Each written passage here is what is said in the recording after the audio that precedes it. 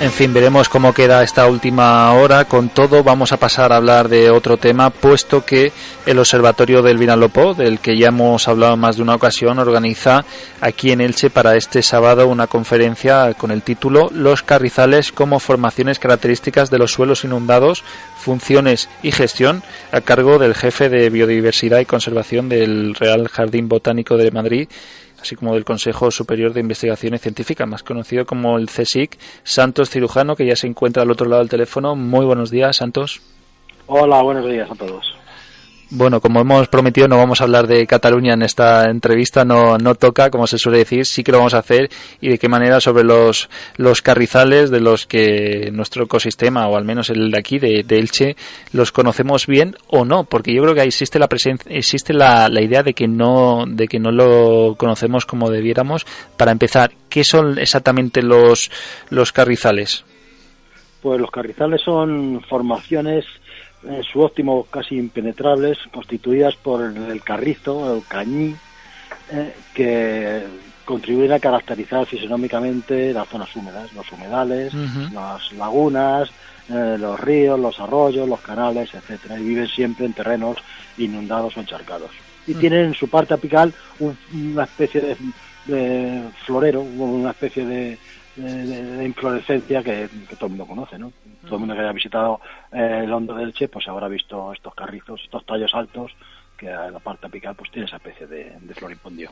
Bueno, como adelanto de lo que se podrá disfrutar este próximo sábado, 14 de octubre, a las 11 horas en el Centro de Congresos de Elche, hablas de sus funciones y su gestión a grandes rasgos, de qué funciones estamos teniendo, porque tenemos entendido, son realmente importantes para el ecosistema y para todo el hábitat.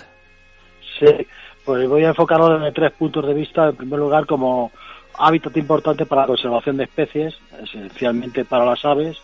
En segundo lugar, como formaciones que son utilizadas en diversas zonas para la depuración de aguas contaminadas, porque son capaces de absorber pues contaminantes, metales pesados, etcétera, etcétera. Y en tercer lugar voy a dar una visión sobre este tipo de formaciones cuando se consideran especies, formaciones colonizadoras o invasoras, y la problemática que deriva de esta colonización, esta invasión, ¿no? Y los métodos de gestión y la eficacia de dichos métodos de control. Uh-huh.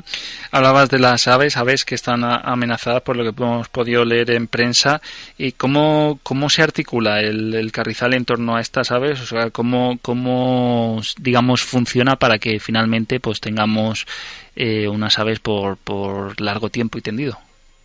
Sí, bueno, los carrizales viven multitud de aves, ¿no? Algunas nidifican, otras se alimentan del carrizo, pues está el bigotudo, el aguilucho lagunero, el escribano palustre, el carricerín real, etcétera, etcétera. Y encuentran en este tipo de hábitat un ecosistema, como digo, en el que pueden nidificar libres de sus depredadores y a su vez se pueden alimentar. Está demostrado que cuando los carrizales son carrizales maduros, bien constituidos y con el suelo inundado, pues las poblaciones de estas aves aumentan y se estabilizan, y cuando esos carrizales se alteran o se modifican, pues las poblaciones disminuyen. Eso está documentado por cantidad de artículos científicos y de observaciones ornitológicas. Y ya por ir acabando, dices también que depuran las aguas contaminadas. Todos conocemos las del Vinalopó, tienen al menos esas connotaciones, ¿no? Después de bajar por el Alto Vinalopó de las fábricas se van contaminando.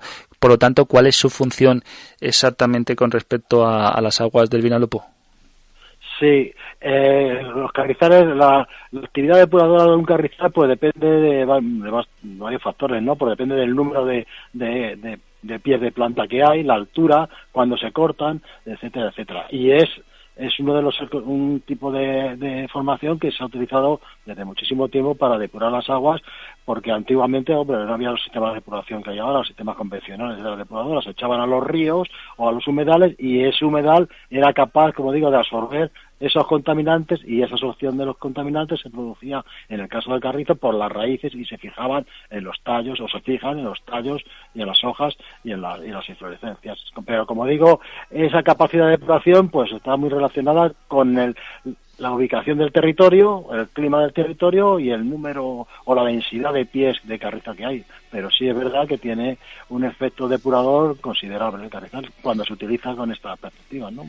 Pues ya lo saben, queridos oyentes de la 104.4 de FM, si quieren saber un poquito más de los carrizales, acérquense este sábado, será en torno a las 11 horas en el Centro de Congresos para esta charla que lleva por título Los carrizales como formaciones características de los suelos inundados, funciones y gestión, y que forma parte del ciclo de conferencias del Observatorio del Vinalopó. Por todo lo demás, Santos Cirujano, investigador del Consejo Superior de Investigaciones Científicas, muchísimas gracias por esta atención, por este tiempo, y que vaya muy bien el sábado aquí en Elche.